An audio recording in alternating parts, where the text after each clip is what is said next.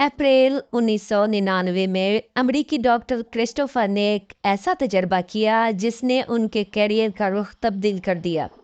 उनकी एक मरीज़ा जिनका नाम मैरी था और वो ज़िंदगी और मौत की जंग लड़ रही थी कि अचानक उसने अजीबोगरीब हरकत शुरू कर दी। वो अपने बाजू इस तरह हिलाने लगी कि जैसे किसी बच्चे को सहला रही हो। वो उसे डैनी के नाम से पुकारने लगी और गले लगाकर चूमने लगी। वहाँ मौजूद उनके बच्चों में से कोई भी ये ना बता सका कि डैनी कौन है।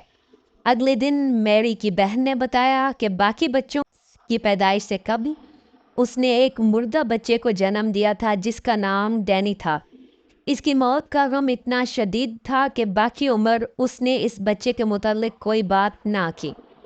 इस वाक़ये ने डॉक्टर क्रिस्टोफर के करियर का रुख तब्दील कर दिया। उन्होंने अगले 20 साल ये रिसर्च करने में लगा दिए कि मरने से पहले इंसान को क्या नज़र आता है। 20 साल की तहकीक के बाद वो इस नतीजे पर पहुँचे कि मरने से 40 दिन पहले इंसान को फौतशुदा रिश्तेदार और माँ बाप नज़र आना शुरू हो जाते हैं। इंसान को वो लोग ज़्यादा नज़र आते हैं जिनसे उनको मोहब्बत होती है। बाज़ औक़ात ये लोग ख्वाब में नज़र आते हैं और बाज़ औक़ात मरीज़ बताते हैं कि उन्होंने मुकम्मल होशो हवास और जागते हुए किसी को देखा है।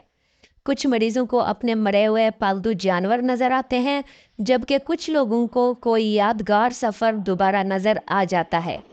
जो मौत का वक्त करीब आता है, फौतशुदा रिश्तेदार, माँ बाप, पालतू जानवर ज़्यादा से ज़्यादा नज़र आते हैं। क्रिस्टोफर बताते हैं कि ये एहसास मरीजों के लिए डरावना नहीं होता, बल्कि वो इससे खुशी और राहत महसूस करते हैं। डॉक्टर क्रिस्टोफर के मुखालफिन का कहना है कि ये सिर्फ मौत के करीब वहम होता है, जबकि दूसरे माहिरीन का ख्याल है कि ये कुदरती मज़हर मौत का हिस्सा है। इससे इनकार करना मुमकिन नहीं। आप इस बारे में क्या सोचते हैं? कमेंट में ज़रूर बताइएगा।